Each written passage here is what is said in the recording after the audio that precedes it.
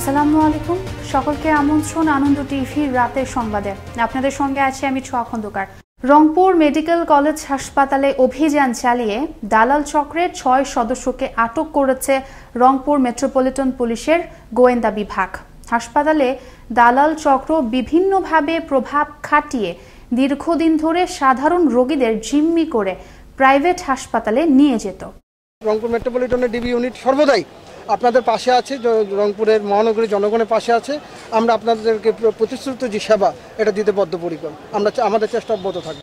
ঢাকার ধামরাইয়ে বকেয়া বেতন ভাতার দাবিতে অবস্থান ধর্মঘট ও বিক্ষোভ প্রদর্শন করে একটি কারখানার শ্রমিক কর্মচারীরা সোমবার দুপুরে কারখানার প্রধান ফটকে শ্রমিক কর্মচারীরা এই অবস্থান ধর্মঘট পালন করেন। এ সময় বকেয়া বেতন না দিয়েই ছাঁটাই সহ কর্তৃপক্ষের লোকজনের মাধ্যমে আন্দোলনরত নারী শ্রমিকদের লাঞ্ছিত করারও অভিযোগ করেন আন্দোলনরত শ্রমিকরা।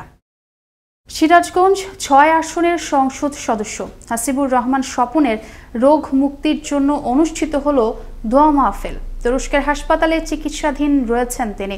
এ সময় উপস্থিত ছিলেন উপজেলা পরিষদ চেয়ারম্যান অধ্যাপক আজাদ রহমান সহ আরও অনেকেই। খুলনার রায়ের মহল এলাকার চাঞ্চল্যকর মুক্তিযোদ্ধা ও সোনাডাঙ্গা থানার আওয়ামী লীগ নেতা শাহাদাত হোসেন মোল্লা হত্যা মামলার মূল পরিকল্পনাকারী বাহাউদ্দিন খন্দকার সহ 3 জনকে আটক করেছে সিআইডি পুলিশ। 2017 সালের 14 জুন খুলনার হামিদনগরের একটি চায়ের দোকানে গুলি করে হত্যা করা হয় শাহাদাত মোল্লাকে। সম্প্রতি মামলাটি সিআইডিতে হস্তান্তর করা হয়। 3 বছর আগে আমার বাবাকে হত্যা করা হয় রমজান মাসে।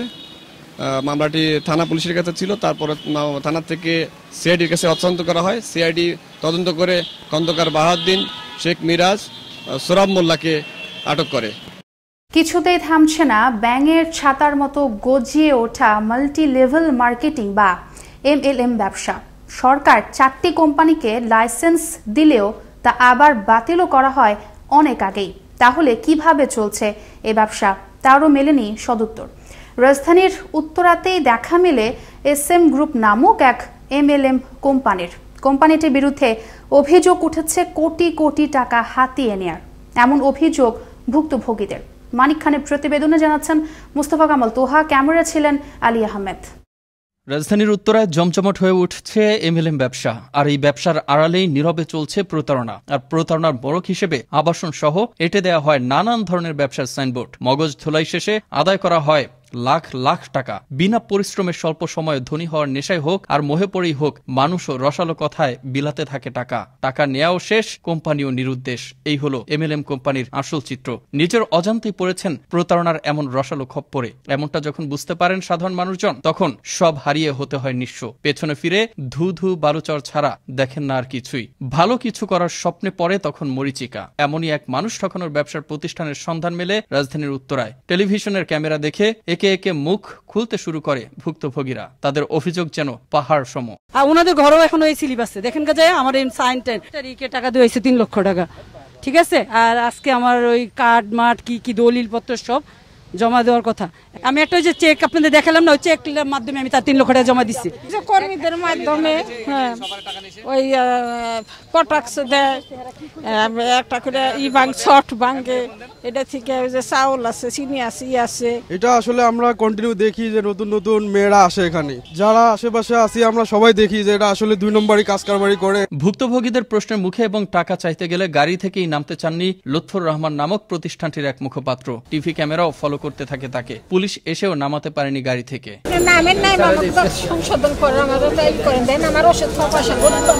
একাধিক মেয়ে, এগুলো ওর হচ্ছে হাতিয়ার। বিভিন্নভাবে সেই মেয়েদেরকে দিয়ে ও বিভিন্ন ক্লায়েন্ট জোগাড় করে সঞ্চয়পত্র ভেঙে আমি টাকাটা দিই। আমি দিয়েছি মোট হচ্ছে 15-17 লাখ। 1002 লোকের টাকা তো ইনভেস্ট আছে। 10 লাখ নিবে, 20 লাখ নিবে, নিয়ে তাকে 2 লাখ টাকার প্রোডাক্ট দিবে, বাকি প্রোডাক্ট দিবে না। রাজধানীর উত্তরার 7 নম্বর সেক্টরের একটি আবাসন কোম্পানির নামে চলা SM গ্রুপ নামক এই প্রতিষ্ঠানটি এরই মধ্যে 20,000 মানুষের কাছ থেকে হাতিয়ে নিয়েছে জনপ্রতি 12,300 টাকা করে, যার হিসেব করলে দাঁড়ায় অঙ্ক 24,46,00,000 টাকা। আপনি যদি 3 লক্ষ টাকা রাখেন, অন্য কোথাও যদি আপনি রাখেন ততটা ভালো লভ্যাংশ পাবেন না। যদি এখানে রাখেন আপনি প্রত্যেক মাসে 20 তারিখে আমি আপনাকে ভালো একটা লভ্যাংশ দিব।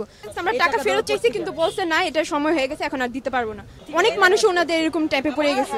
না না 1 লাখ টাকা দিয়া 20,000 টাকা করতে কি এতলাতে সম্ভব? প্রতারণা খপ্পরে পড়েছেন বুঝতে পেরে ভুক্তভোগী টাকা চাইতে গেলে এসএম গ্রুপ তাদের গুন্ডা বাহিনী দিয়ে হামলা চালানোর দৃশ্য ধরা পড়ে ক্যামেরায়।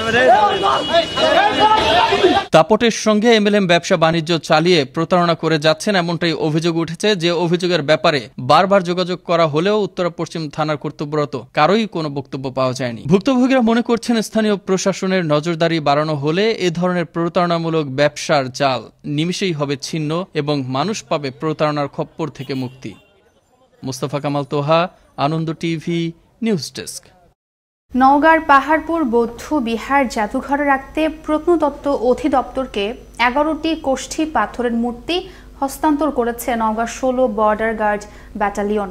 রোববার বিকেলে নওগাঁ সীমান্ত পাবলিক বিদ্যালয় মাঠে এক অনুষ্ঠানের মাধ্যমে উদ্ধার করা হয় মূর্তিগুলো। অনুষ্ঠানে বিজিবি রাজশাহী সেক্টরের কমান্ডার কর্নেল তুহিম মোহাম্মদ মাসুদ ও প্রত্নতত্ত্ব অধিদপ্তর রাজশাহী আঞ্চলিক পরিচালক নাহিদ সুলতানা উপস্থিত ছিলেন। নোয়াখালীর সোনাইমুড়িতে মধ্যরাতে ব্যবসা প্রতিষ্ঠানে হামলা চালিয়ে 3 জনকে কুপিয়ে জখম করায় সংবাদ সম্মেলন করেছে ভুক্তভোগী পরিবার। সন্ধ্যায় নোয়াখালী জেলা প্রেসক্লাব অডিটোরিয়ামে সংবাদ সম্মেলনের মাধ্যমে আসামিদের দ্রুত গ্রেপ্তার ও পরিবারের নিরাপত্তার দাবি করা হয়। এই ঘটনায় সোনামুড়ি থানায় একটি মামলা দায়ের করা হয়। এই ছিল এখনকার মতো। করোনা থেকে আপনি এবং আপনার পরিবারকে সুরক্ষায় রাখতে সরকারি নির্দেশনা মেনে চলুন। জরুরি প্রয়োজন ছাড়া বাসা থেকে বের হবেন না। আনন্দ টিভির সর্বশেষ সংবাদ এবং বিনোদন সবার আগে দেখতে ভিজিট করুন www.facebook.com/anondotvbd এই পেজে। ধন্যবাদ সকলকে, শুভরাত্রি।